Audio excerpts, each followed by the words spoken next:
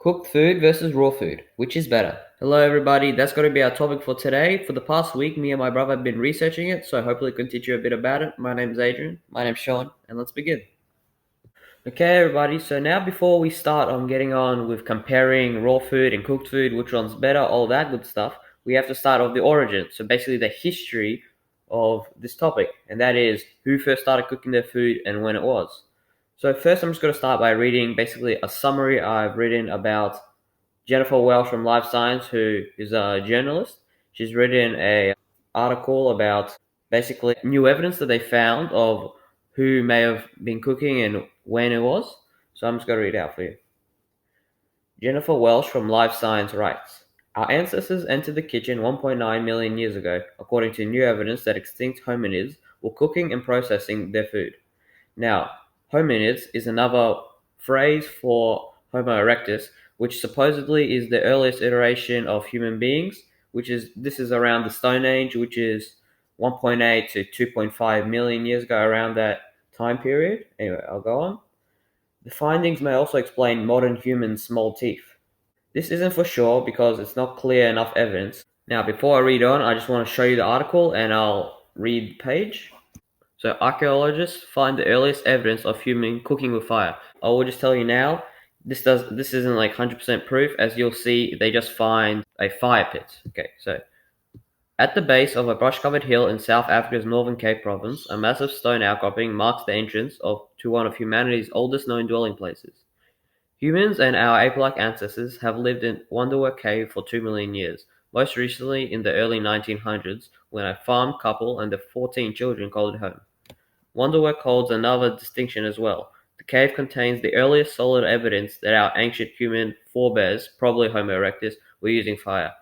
There still isn't 100% proof that we came from ape-like creatures, so that's why they're using terms like this. Anyway, we'll go on. Oh yeah, and it also says using fire because they didn't actually find like cooking utensils and like any strong evidence as you expect if it's this old.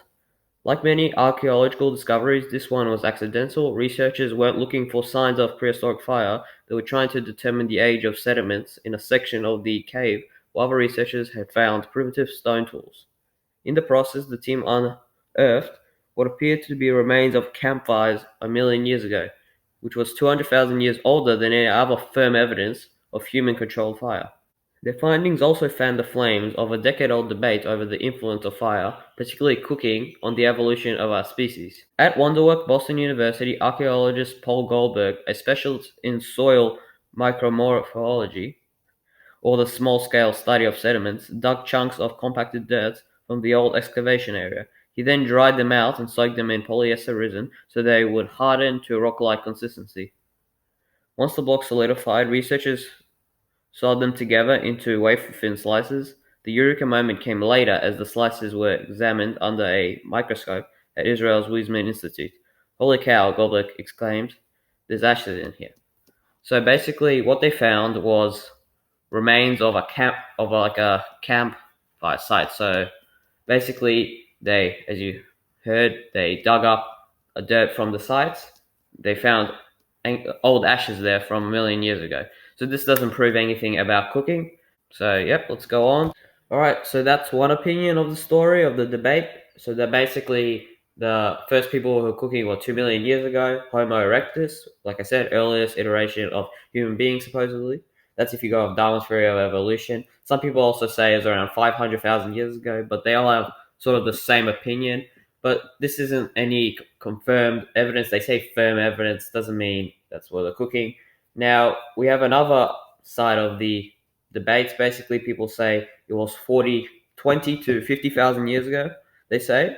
And it was when China first started making kitchenware, all their, utensils, all this stuff, because that's basically the earliest evidence they have of people using tools for cooking, so that they assume that they must have been cooking. And also, around 40,000 years ago in Europe, there's evidence, basically, there's ancient earth ovens, which a lot of cultures still use today, including Maori, Aboriginal, still places in Europe. If you didn't know what an earth oven is, I'll put one up on the screen now if I can. And yeah, so that's basically what it is. And we have firm evidence, so we know there had to be cooking at least around 40,000 years ago. But this is still just basing it off the most recent evidence that we have. But yeah, so that's basically it. My opinion is that I don't think they started 2 million years ago because they would have seen no need. Because we can perfectly eat raw food now. The only reason they say not to, which I'll get onto later, is because basically there's dangerous bacteria, but we'll get onto that later. The reasons they say they started to cook their food is basically because it's easier to digest. I don't know, because it's easier to digest fresh foods. But the reason they say it because cooking basically breaks down a lot of for vegetables, like the cell walls and things like that. So basically there's less to digest, but like we'll get into later, it does kill a lot of other important things. So, and another reason is basically they started doing it to preserve the food. The people that say this are people that say we started around 50,000 years ago. So basically cooking the food because it lasts longer in general, cooking the food. And this does make a whole lot of sense. It's in my opinion, that's what I think happened. It could have been longer than 50,000 years ago, but I doubt we did it. I find it hard to believe that we're actually cooking that long ago, but there's no firm evidence, so this is what my opinion is. Yep, so that's just a little backstory on when people start cooking, all the different opinions. Like I said, there's no straight answer, like as you expect. But on to the next section of the video. So before we move on to the next part of the video, I want to talk a bit more about Homo erectus, which is meant to be the first humans. So basically here you can see a skull. It's basically of a ape-like creature, and they say this was the first basically human. So it's basically, this was us like 2 million years ago. Whether you want to believe that or not, I personally don't. So basically I've got a photo of a skull here, and it shows their teeth. And basically with this, they can determine what we ate. And I've got it written down right here. So it says the diet of these creatures consisted mainly of fruit, vegetables. They also ate things like flowers, bark, leaves, and when they could, they ate meat. So basically, very similar to a chimpanzee's diet, which is not surprising. Anyway, they can tell all this because of the skeleton and the jaw structure. Whether you believe this is early iteration of us or just a species of chimp that passed, think of it as you will. Now, they say the reason we decide to cook our food this long ago as well is because there was food that basically somehow figured out was spoiled or going off. They couldn't eat it or they couldn't digest it. So they somehow decided to cook it. And the way they said they would have cooked it was basically over a fire pit. So just like literally just throw it in the fire.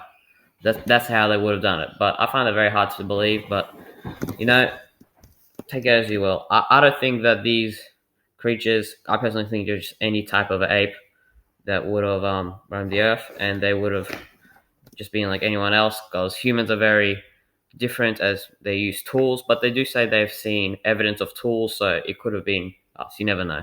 Anyway, let's move on to the next part of the video.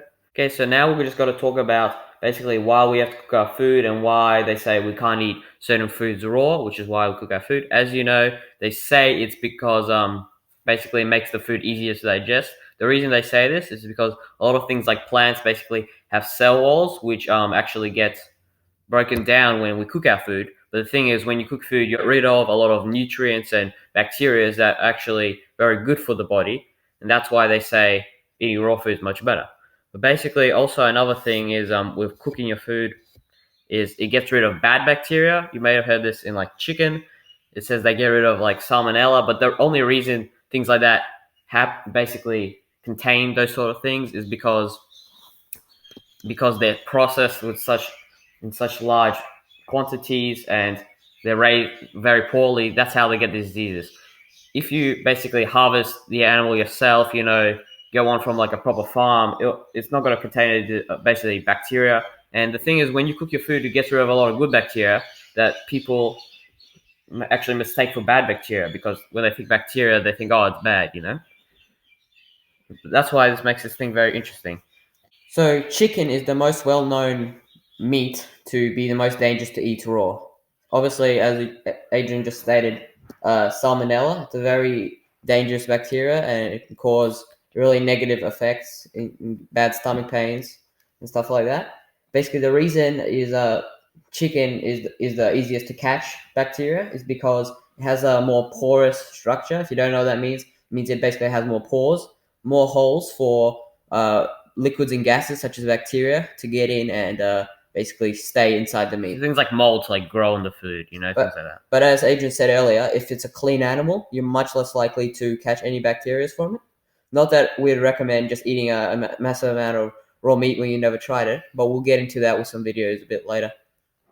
They also say when you cook your food, it actually becomes more calorie dense. And the reason for this is usually when we cook with things like oil, we like fry them, which has a lot of calories, but it's actually just getting rid of all the good things and just adding useless crap. So they say you actually get more out of your food, which is not true because all the good stuff you're getting rid of and you're only just adding stuff that's actually bad for you. Yeah, the only things you're adding are trans fats.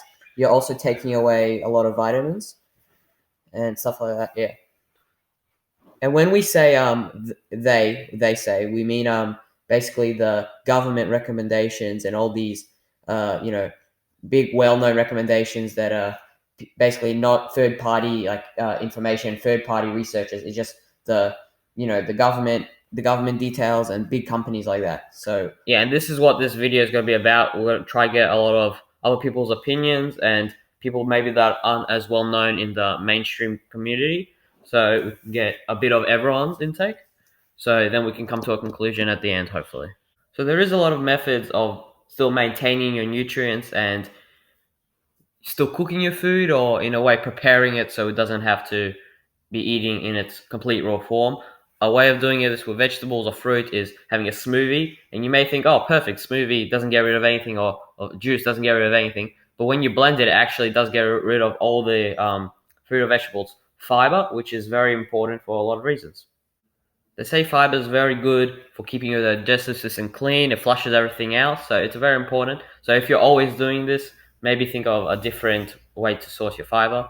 Another way is also steaming your food. That's why they always say it's much healthier, because it gets rid of, first of all, much less important nutrients, and you also don't add extra crap on, like, trans fats and all these sort of things. Boiling isn't actually a great option if you want to keep your nutrients, specifically in vegetables and fruits. Not that you boil fruits that often, but basically vegetables and fruits have a lot of water-soluble vitamins, such as vitamin C and vitamin A, I believe. Yeah, vitamin A and vitamin C are water-soluble vitamins. And basically, a water-soluble vitamins means the vitamin dissolves in water. So when you boil something, the vitamin dissolves, it comes out the food and goes into water, and you basically lose it. That's why it's called an unsustainable or non-structured vitamin or nutrient. It doesn't stay in the food as well. That's why steaming, it's not sitting in water. Steaming, it sits above the water. Steaming is very good because it doesn't add anything extra, doesn't add any trans fat, and it keeps, I think, basically most of the nutrients. And it's the healthiest way to cook your food. And it doesn't mean cooking kills all nutrients. Like, if you eat a lot of vegetables and things like that and you cook them, it's perfectly fine. But, the reason we invented cooking, it wasn't for the reasons to, like, keep the most nutrition. And maybe it's a lot healthier to eat raw foods. And if you've ever been on any, like, a juice cleanse or anything raw, you do feel a lot better and a lot fresher, because when you're cooking things, you're also killing a lot of the important bacteria and things like that, which really bring out the life of the fruit, And also with vegetables, you may ask, well, if I can't cook them, like, I can't eat them. Well, maybe that's because we shouldn't be eating them at all. If we can't eat it raw, which is literally how every other animal eats everything, whether it's animal or another animal, or like leaves or fruits or anything, or vegetables, So maybe we shouldn't be eating them at all. We're now going to show you a video of this man that only eats raw meat for 90% of his diet. It's very interesting. I'm not sure if I 100% believe him, but he looks pretty legit. Maybe some things in the video is just for video, but for the most part, I think he's doing it. You can he's definitely eating raw meat. He shows himself eating raw meat. And basically, he believes that he believes that basically raw meat works very well for him, and he used to be like on a standard American diet, with all the processed foods and cooked foods, obviously. And he says this works well for him, and he talks about his basically his diet, so what meat he eats, how he does it, and basically his recommendations for the public. And We don't want to give watching. anything away, and we will reflect on the video right after, but I'll just quickly play it for you. About 90% of my diet is raw sheep meat. I'm just some buddy living in obscurity, eating my intestine smoothies in my kitchen.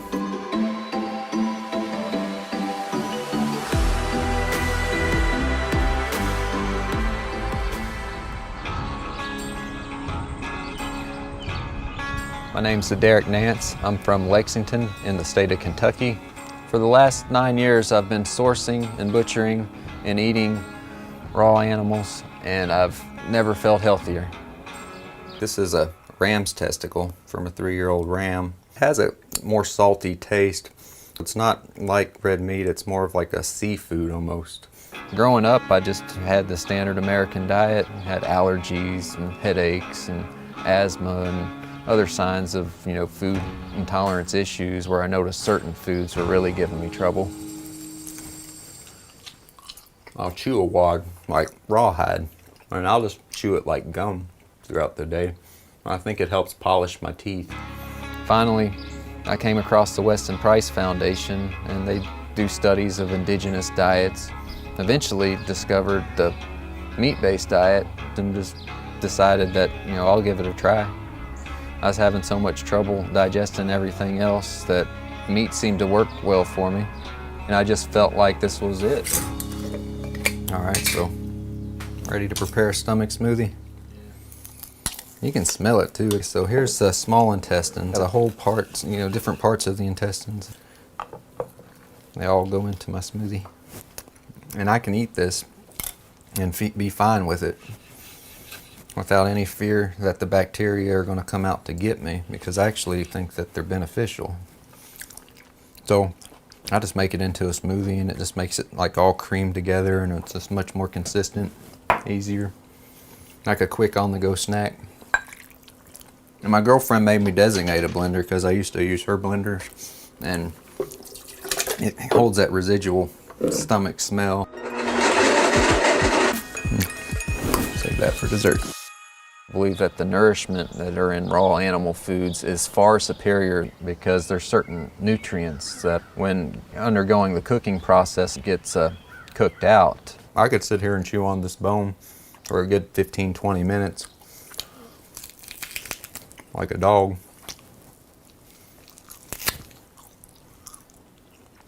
But I'm gonna crack it open and get some of the marrow out.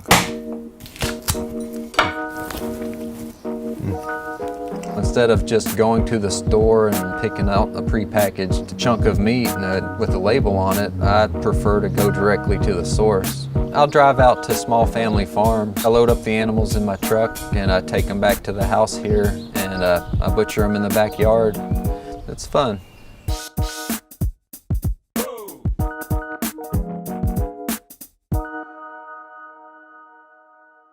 Whenever I get a fresh animal in, I prefer eating, the whole animal with all the organs and all the different tissues, because it adds variety to a diet that you'd think would be bland. This is the kidney and the kidney fat, and it's really nutritious, and it's a good part of the diet, but it might be an acquired taste for some. Hey, where am I going to sit? Right here, next to me, Well, let me sit in. I have 4 kids, and I live with my partner. My girlfriend was primarily vegetarian. I would have probably remained a vegetarian if Derek hadn't come into my life. I think that the way Derek harvests meat is much more ethical than buying it from a grocery store. Here's my skinning rack, and I got there's where that knife went. Depending on the size of the animal, a full-grown sheep around 175 pounds for, about $200. I mean, 200 American dollars, and you can live off of that for about a month. And that's 90% of my food.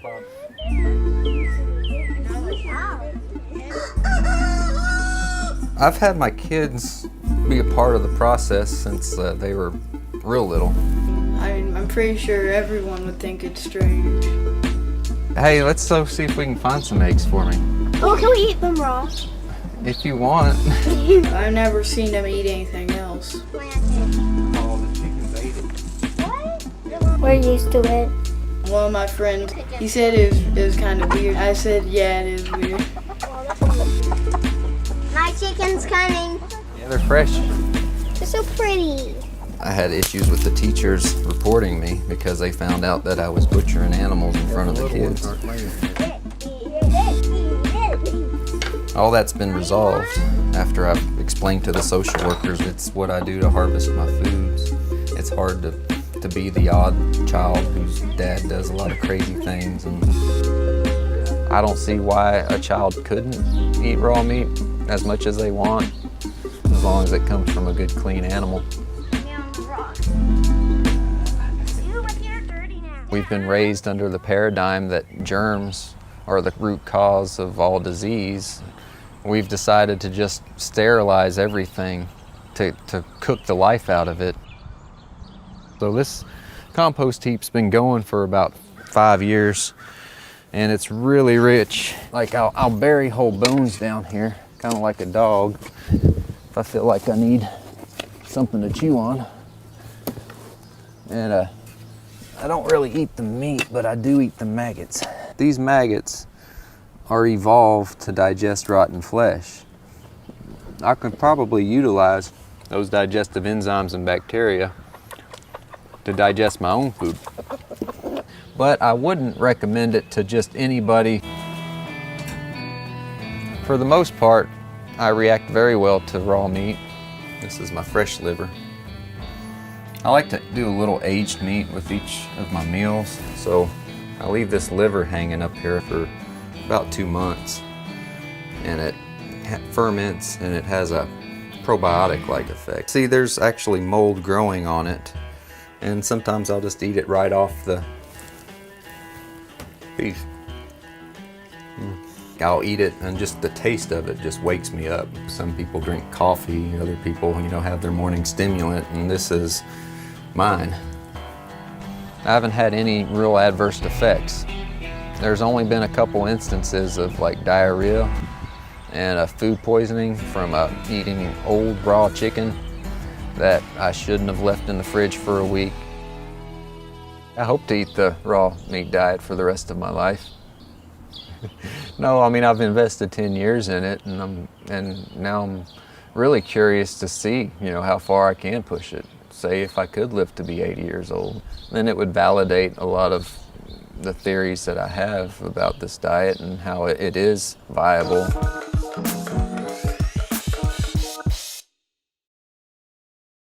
So we just saw that video. It was a nice video. We'll put a link in the description if this is on YouTube. And so he's a 35-year-old man. I just want to point out his skin looks pretty young. Not to be weird, I think for a 35-year-old. And It looks to be because of his diet, because it's raw. He gets all these good nutrients and bacteria that a lot of people don't get with their diets. Makes it very, very good for skin. So as you can see, it's worked.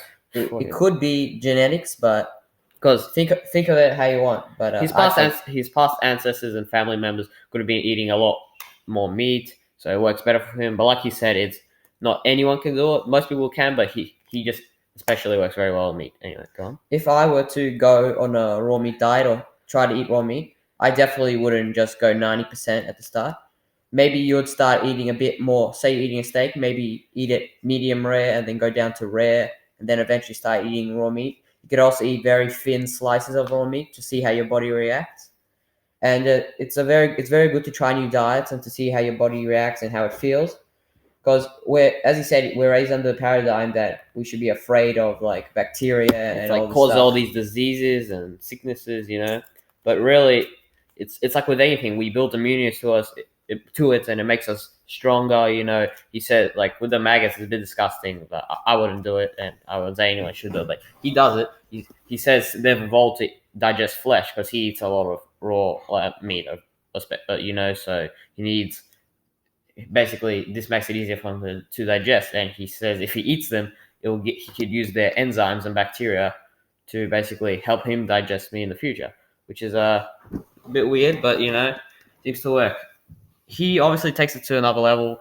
A lot of people say that we're not actually meant for eating meat, and that humans are basically only meant to eat fruit.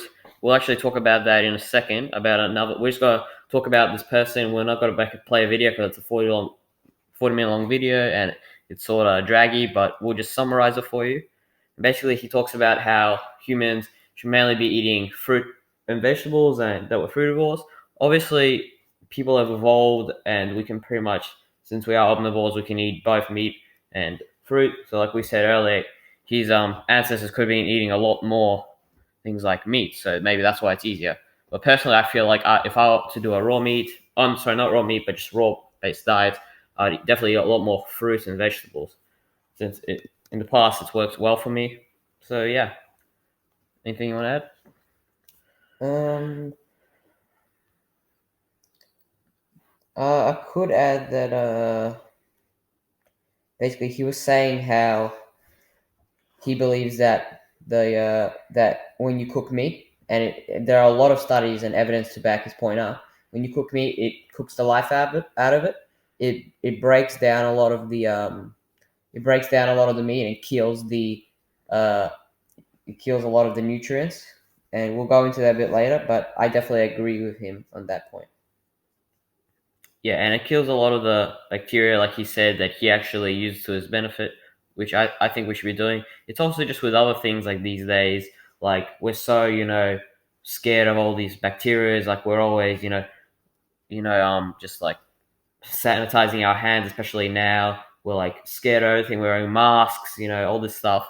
It's like we should, in my opinion, be a lot less, worry about these things, and we should actually be more open to them, since will make our immune systems a lot stronger. In my opinion, I feel like the human immune system has gotten a lot weaker because we're so like scared of everything, and once our body actually is exposed to something, bad, more deadly. Yeah, because we're not wild animals. We're not used to the harsh environment. So I think when like health specialists in the government say that we can't handle raw things because of the bacteria, I think we should definitely give it a try. And I'm not saying like eat a whole raw chicken and get sick and then sue me or whatever. I can't sue me, but because I'm too young. But sue someone for it. But I think we should definitely look. People should always be open-minded and look into things like this, because people don't know everything. You may have like things written down and what experts say, and they call facts, but but we don't know everything. So we definitely have to try new things, and I think this video is a great example of pushing the limits of the human digestive system and just humans in general. So a lot of experts say if you've got to eat raw meat, you should also eat vegetables. So now we're going to talk about what if you only just ate vegetables and raw fruits. So there was this interview on YouTube. If this is on YouTube, as I said, I'll put a link to it. And basically, it's this Dr. Doug Graham. He's a GP, a chiropractor, a lifelong athlete, and mentor, and advisor to world-class athletes. I don't have the list right now, but I've seen he has coached professional basketball players, I believe a professional soccer player or tennis player. Yeah, tennis player of some sort, and some other athletes. And basically, he's famous for many books, especially the 80-10-10 diet. I believe that's 80% fruit, 10%. Well, I'm not exactly sure what it is, but it's a vegetable and fruit-based raw diet. You can check that out if you want. And in this interview on this channel with Raw Vegan Doctor, he talks about basically the benefits of a raw vegan diet and compares it with a cooked food diet, which is important. Talking to the camera, you're way too far away. You gotta be here. You're over there. You'll be louder, trust me. It won't be. Come closer. Adrian, I'm just as far away as you are. I'm here. You're there, and you're talking the other direction. At least talk this direction. Look at the camera. Yeah. Come on. All right, so let's get into some of his arguments. So he says that every species except for humans have an according diet based on their anatomy and physiology. The doctor says that we have teeth that look like other animals that eat fruits and vegetables, such as monkeys and other primates. Because we don't have big canines like wild dogs and all these. We do to meat a certain extent, but not extent, to like yeah. chew like raw meat like the other guy. So he says like that's why he makes stomach smoothies if he does, because it's very hard to chew. And that's why a lot of people say we should only be eating fruit and vegetables, because like our jaw structure and our teeth construction and like the shape of our teeth are like primates or like monkeys, like chimps, like apes. So Yeah. we should basically be eating only fruit and vegetables like they do. He also goes on to say we have hands, fingers, and nails. We have binary birth systems, so basically we don't give birth to 8 and 10 like a lot of other animals in the wild do, like most animals in the wild. We give birth to 1 or 2. Everything about us, he says, points us to being consumers of fruits and vegetables. It is known that right now we're omnivores. We eat meat, we eat vegetables, we eat a variety of food, as I said earlier, not a specific diet. And basically, Dr. Graham, he says that it is known that predators' preferred food are small and easy to catch, such as wolves. Like they eat, you might have heard of them eating big animals, right? But their preferred food is mice, a very small animal, obviously, because it's easier to catch and they are much less likely to getting injured, which is an injury could be very dangerous for an animal in the wild. You're most likely, say you get bitten in the leg, you're most likely going to die because there are obviously no doctors in the wild. And a bear's favorite food is a squirrel, also a very small animal. He says that the same applies to humans. He said he could easily creep up on a raspberry, but I couldn't catch a squirrel. He's basically saying right now we're omnivores, we eat other foods, we eat meat. And obviously meat is easier in this modern world to obtain. We just go to the supermarket, we buy meat, but we don't have to go hunt for meat. Like picking fruit is obviously way easier than hunting an animal or even raising an animal. And like we do, we have chicken farms, cow farms, we raise them to butcher them. So that's much easier than hunting, but it's still not if you talk about our ancestors, basically, I think it would be much easier for them to get fruit and vegetables because as we said earlier, the Homo erectus, their main diet was fruits and vegetables. Whether we came from this or not, it's still humans are meant to be pretty similar to primates and Homo erectuses, if that's what they're called, if that's what they actually are. And basically, he says that it's a preferred food because it's much easier to obtain and we're much less likely to get injuries. So we should be eating a lot more of that. And he doesn't believe we should eat any meat. There's also you may think that, well, there's so many benefits of meat, like it's good for your brain, we need it for like to have energy, proteins. But there's so many like athletes, as this guy trains a lot of athletes, I'm assuming he puts them on vegan diets because he's vegan.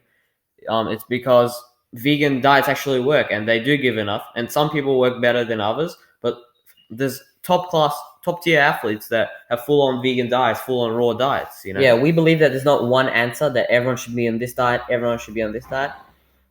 I'm getting to the point where I do believe that raw food is very good. I think if we want to look into this more, we should try eating a little bit more raw food. I don't think that vegan or raw vegan will be for everyone because some people will feel lack of energy, some people feel more energy, some people will lose too much weight, some people might even gain weight because of the fructose. But Dr. Graham has something to say about that. I'll get into in a second. He proves a common, basically a myth that eating too much fruit is bad for you because of the sugar. Yeah, you want to talk about it? Yep. He says that Dr. Graham doesn't agree with people that say too much fruit is bad because of the sugar, the fructose it contains. He argues that the World Health recommendations of the health recommendations of the World Health Organization, the WHO, end up being around 80% of our calorie intake being carbs. So basically, if you go on the World Health Organization, they have food intake, 20% grain, 50% grain, whatever it is, 20% vegetables, whatever it is. We'll put a photo of the basically. Pyramid. I'm pretty sure it's a pyramid. It shows the recommendation of each category of how much you should be eating of each. Yeah, and Dr. Graham says that 80% of the calorie intake is carbs, and our body, if you didn't know, it turns carbs into sugar glucose anyway. That's why we refer to carbs as energy, because basically in our body, that's what it does. Because sugar, it converts it into sugar glucose, which gives our body energy pretty much. So if anything, eating fruit is just basically the same thing, but just taking out the middleman, is giving you the sugar glucose straight away. And that way it's a lot easier on your body. And, as we know, it's fruits are much better than all these cooked rice and all this stuff, because it's raw and it's all natural. Now I want to talk about when people say, talk about a point that a lot of people say in the medical community. They say that we got smarter because we ate cooked food. And this is going off the theory that we started cooking around 2 million years ago. So Around that. Dr. Graham, he answered by asking a question. He said, we got smarter from eating cooked food, but how do we get smart enough to eat cooked food? Dr. Graham says that paleontologists, the people that study the history of the earth, like, for example, early humans, don't agree, as far as he knows, that's what he said, don't agree with the theory that we became more intelligent from cooked food. He says that paleontologists believe that it was a discovery of a denser food source where we could get more calories per bite. Because obviously when you get more calories, you get more energy, you evolve, you grow, your brain grows, you get more intelligent. And basically he talks about how that food source is mainly fruit. Some of the evidence he included in the argument for fruit being the denser food source was that a bonobo, that's how you pronounce it, it's a primate, and it has 99.4% of the same genetic material as we do. Gorillas have something like 97%. Some other monkeys have like 98%. So monkeys are our closest relative. It says 99.4%. You're like, oh, that must be super close. But when it comes in, we have like billions of neurons in us. So 99.4% is actually not that close if you think about it. Like, we might say a starfish might be 80% or same as us, but we look nothing like that. So just because they say that doesn't mean we are as close as you might think. Yeah, so a bonobo has 99.4% of the same genetic material as we do. I think they're a species of chimpanzee. That's what they are, and that's our closest relative, the bonobo. They have the most genetic material that's the same as ours. He says that the bonobo's diet is 90% fruit, and the rest consisting of a bit of leaves and some nuts, or not nuts, but whatever they find in the wild. Basically, no meat. You also notice with people who eat fruit, a lot of them have much clearer skin. People who eat all this raw food because they don't have all these cooked like trans fats to make you age. A lot of people, and there's a lot of studies to prove this, say that meat really makes you age. But you saw with the other guy, if he really does eat all raw meat, which I think he does, he seems to look very young, very alive, very healthy. It just proves that it can't be exactly the same for all people. It varies with different people, So whatever works best for you. So that's why it's very important to try basically all these diets and not just go off the recommendations. Especially like he said, he had basically had the average American diet, which I'm sure consisted of a lot of processed food, as well as a lot of grains and carbohydrates. Now, that didn't work well for him because he said he had a lot of problems like asthma, skin problems, all these other problems that you shouldn't be having. So, you really just have to find what's best for you. Yeah, I have another argument here about the fruit. So some of you may ask questions or bring up the argument that fruit, that isn't enough calories. We need to incorporate meat. It can't just be fruit. You gotta have to eat so much fruit. In the wild, basically animals and monkeys specifically, because they are a very high percentage of their diet is fruit. They basically eat whenever they find food or whenever they're hungry. And I think monkeys eat something like because fruit has a lot of different like vitamins and minerals that other foods don't, like a very high number of I think they have a very high number of potassium, a very high number of vitamin C and things like that. Basically they have like in a day, like this is percentage, this is not like their weight compared to our weight, so we have more. This is level to level. They eat like something like 8 times more potassium than us and like 10 times more vitamin C than us, like a crazy amount. So basically, and their metabolism is much higher than us, so they can eat any time of the day and they end up eating a lot more than us. So we eat meat. We have eating schedules. Basically, we eat 3 times a day. Well, that's what most people do. And basically, we eat 3 times a day. We get calories from a certain amount of meals. We get one meal, we have this many calories. In a day, we have around 2,000 calories. In the wild, you basically eat whenever you're hungry, and they have a very fast metabolism in the wild. And you've seen how strong the chimpanzees are. I'm pretty sure this one chimp is like 8 times stronger than humans, and we're probably around the same. We're a bit bigger, but like we're similar in size, and that it just shows how much more like dense their muscle is because they get all these nutrients from eating all this fruit. And a lot of people say calories. It's like, oh well, you have to eat to maintain weight. You have to eat as much calories as you burn off in the day. Well, if you burn 2,500 calories a day, but you only eat 1,000, you're not going to keep losing weight. People say once you have your base weight, that's the healthy weight you should be at. You like all the extra calories, that's just the excess weight you shouldn't have.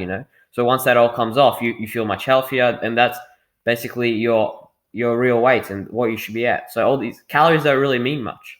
Really, it's just more the nutrients that you intake, and it makes your immune system stronger, makes you stronger, and makes you much healthier. So it's very interesting. So now we've looked at the raw meat diet. We've looked at a raw fruit and vegetable diet, and now let's talk about it. So basically, a lot of experts that give recommendations to people that want to go on the raw meat diet recommend that they also incorporate fruit and vegetables and some raw grains into the diet to balance their nutrition intake. One of the reasons for this is to avoid just eating raw meat is because they say obviously meat is very high in protein, and it's actually known that a lot of protein can be bad. There's a wide range of problems that it can cause. It can be from the smallest of headache, and this video that I watched, it says possibly death. That's probably unlikely, but that's why, as I said, Depends it's very on your current condition. Yeah. Very wide range of medical Side issues effects. that it can cause. So that's why a lot of experts say it's important to include raw vegetables, raw fruit, and raw grains. The thing is, all these different variety of foods might not work well. Like that's why so many people are lactose intolerant, or they get really bad effects from eating like too much fruit, or they can't eat certain meats. It's really hard for them to digest. So it's really weird because it's very personalized, these things. A lot of these raw foods and raw diet enthusiasts have obviously they have reasonings for going on this diet. They say it's for nutrition purposes. They feel like they lack nutrients or they lack something in their normal diet. And basically, when you cook your food, the heat kills nutrients and the natural enzymes. And natural enzymes are very important. They help you with digestion. They help fight against chronic illnesses. And some raw food enthusiasts believe that eating raw natural food helps clear up headaches and allergies, boost immunity and memory. We're not saying help with arthritis and diabetes. When we talk about arthritis and diabetes, they're not saying, you'll get rid of your diabetes, you'll be cured. There's extra nutrients that go towards these things. They're basically saying for the arthritis, for the diabetes, for those medical conditions that are hard to cure. Basically, they're saying it will sustain a healthy, not up and down levels. Or say diabetes, like you're having problems, like you're really bad one day and it's an emergency. They're saying it will sustain a okay level, so it won't go out of hand. That's what they're saying, and it'll help control it. And there's also a lot of theories saying that we shouldn't eat meat because it's dead. It's not a live thing. Things like fruits, they're fresh. They're it's just something about eating them. When you eat things like meat, like a lot of people say, it just makes you just doesn't make you feel alive. It makes you like tired. Makes you makes you feel heavy. Just something about eating fruits. If you've ever been on a raw, or if you eat a lot of fruit, or you have a lot of smoothies, or you just eat a lot of raw food, and then you go back to something like eating a lot of meat, it just makes you feel something sluggish, like sort of lethargic. It's just a different effect. It almost seems like this is what we should be eating, Say you wake up late, right? You're having a late breakfast, and if you eat a big meal, you're probably going to be tired, right? Like when I get up, I eat like 12 o'clock, very late breakfast, and I would say eat steak and potatoes because it's like almost it's like lunchtime, and you would eat steak and potatoes. I would feel tired. I'd just lie on the couch, and I'll feel lethargic, as Adrian just said, and basically you feel tired everywhere. You don't want to do anything. When I eat a fruit bowl, it's obviously fructose, so that first of all gives you an energy boost, and it's very fresh. It has all these vitamins that basically just boost everything. And Makes it's you known. just feel light on your feet as well. And people say it's like when you eat a chocolate bar, you get like a sugar rush for like 30 minutes, but then you have a really fast crash, and all of a sudden you're really tired. With this, like they say the same thing would happen, but it doesn't feel like that. It just feels like, especially since you could have so much of it, like you might be like, say you're on a juice diet and you basically just have like 8 juices a day. You know, you always have energy and you never feel that crash. You just feel light on your feet, full of energy, full of life all day. So, you know, they say it's like eating. It's like you have all these sugar crashes like eating chocolate bar, but it's really a different effect. You just feel like full of life all day. So I recommend trying for yourself. And some of you might be wondering, say you want to go on a raw foods diet, just eating, raw fruits, raw vegetables, possibly raw meat, but raw fruits, raw vegetables, raw nuts, stuff like that. You may be wondering about dairy. What about my beloved milk? What about, cheese and all this stuff?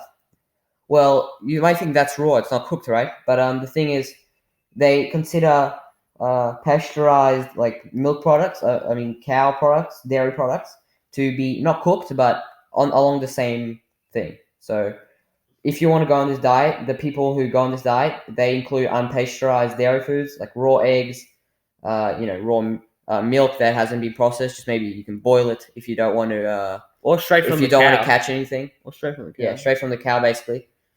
Yeah, so It's a mix with vegan, vegetarian, but it's all raw, you know.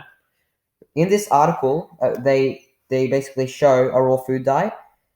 They say the raw vegetables, the milk that's from this website, they recommend that, and they say if you want to, you can basically lightly cook. Well, this isn't cook actually. It says some people on the raw food diet say you can eat food under the temperature of 118 degrees Fahrenheit, 47 degrees Celsius, to be considered raw. So if it's over that, it's considered cooked.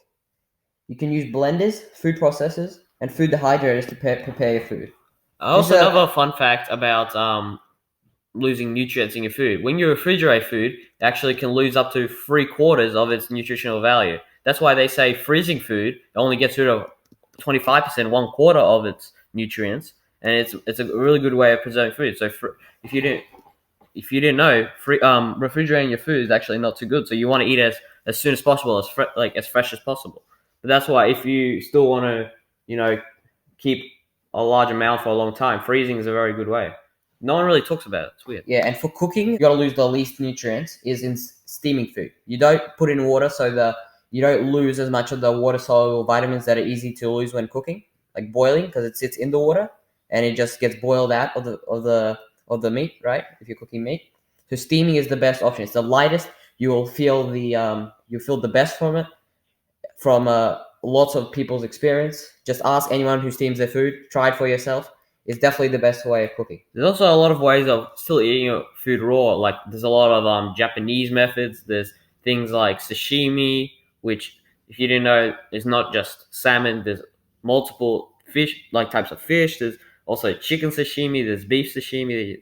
There's something called beef carpaccio. It's just like really thin sliced beef. So you can still have like tasty raw meat meals. You don't fully have to eat, raw sheep testicles. Yeah, or a giant raw steak and just eat it all day, Yeah, so there's lots of variations that aren't cooked, and you keep a lot of your nutrients, such as thinly slicing raw meat to enjoy that, steaming your food, and also just very lightly cooking if you still like the taste of maybe frying or something like that.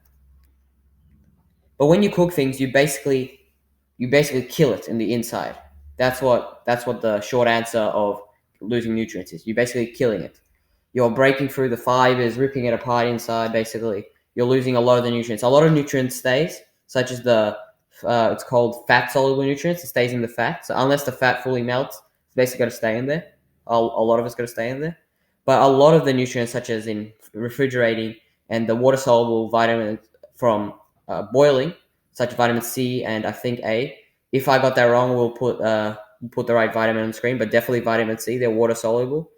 So when you're cooking, definitely watch out for losing nutrients. There's this government website. It's called the USDA.gov, and if you go, I'll leave a link to that. Basically, it's a link. It shows all the foods and the different cooking processes and how much of the nutrients gets taken out. I'm not gonna go through it because there's so much, and for some reason it doesn't let me open the file. It just doesn't work for me. So you have to read through the document and figure out how to understand everything it's written because it's written quite complexly, and it basically shows how much calcium is lost, how much iron is lost from freezing, from refrigerating, from boiling, from frying, all the good stuff. So there's over 290 different foods there and different cooking methods. So if you're interested in that, definitely check it out. What people don't understand, they're like, oh, well, you've got your vitamins, you got vitamin C, D, A, whatever, but that's not actually the most important vitamins. The very important vitamins are things like bacteria and enzymes, like that guy was talking about earlier, because that's actually what, also it builds your immune system stronger. It makes you, less likely to catch things because you're immune to everything, and it's just a very healthy way to live. So don't worry about a bit of mold. It's just mold. It may take some time to get used to some of these things. You may get stomach aches or even worse, but that's as a lot of people say, as a lot of raw meat enthusiasts say. Once you just get into it, you slowly get used to it, and it becomes natural. That's why we eventually evolved. If we ate raw meat, we evolved from eating raw meat. But if it's full on giving you problems, maybe it's just not for you, and it's not what your body wants you to be eating. It's very important to listen to your body and how it reacts to different things. Yeah, that's all we have to say about this topic. So that's got to conclude the video for today. I know it might be a bit long, it might be a bit draggy, but this is more of a conversation. This is more of a conversation, and it is our first time. We're not experts. We've been researching this on a week. So you can definitely look into this yourself. We'll leave some links. That's if this is posted on YouTube. We may go further into this topic in the future, possibly. Yeah. So what we've learned from this video, basically, raw diets can be very nutritious, and it does seem like the more natural way, like the way we should be eating, and it does seem to have way more benefits, and there's really no reason not to be doing it. We've gotten used to the taste of raw foods, and we've gotten used to cooking our food, buying everything from the supermarket, when it seems that we should really just be eating more raw fruits and veggies. But of course, like we've mentioned a lot of times, it's what feels best for you. I feel like most people will react better to eating a lot of raw fruit and vegetables, less to raw meat. I feel like that guy's more of an exception. But whatever works for you. If you don't want to go down the raw meat path, but you do want to go down the raw food path, I recommend eating raw fruits, raw vegetables, raw nuts, and things like that. Maybe some sprouted things. And basically, you can have steamed. If you still want to cook and you still don't want to go vegetarian or vegan, you can still cook your meats, but steam them. That's the best recommendation. It's the healthiest. It's the most beneficial way to get the most nutrients. And you don't always have to eat raw food, but it's obviously better to eat a lot more raw fruit and raw vegetables. And you can still cook your meat. If I were to do this diet, and I'm actually thinking about it, I would still have meat, but definitely not as much. And I would probably cook it when I have it. But I'd probably find the lightest way to cook it, like steaming it or very lightly grilling it, so it doesn't lose its nutritional value, and it still doesn't seem like you've cooked the life out of it. There are people that say that cooked food gives you more nutrients, but or calories. More. Yeah, they say because it gives you more calories. I personally don't agree with that argument because the only calories that you get from cooking is basically fats that you don't need and extra things. They say it helps. In some vegetables, basically that there are tough parts of the vegetables that you can't get nutrients from, and because they are very hard to break down. But it makes it easier to digest when you cook it. But that's obviously a personal preference. People see a lot of this government information and all these mainstream data is basically they're acting like it all has to work for one person. Like eat this much vegetables, eat this much meat, don't eat raw meat because it can do this. But then they would say it could work. It could work for some people, And you're not going to get these harmful bacteria if you get it from a farm. If you're buying... You can, but it's much more unlikely. It's very unlikely. So if you're getting it from... But if you're getting it from a supermarket where they've got many different processing, processes, and they're not fed the greatest things, and, they're basically just made for mass production. That's how these animals obtain these bad bacteria or or disease, whatever you want to call them. Yeah, know?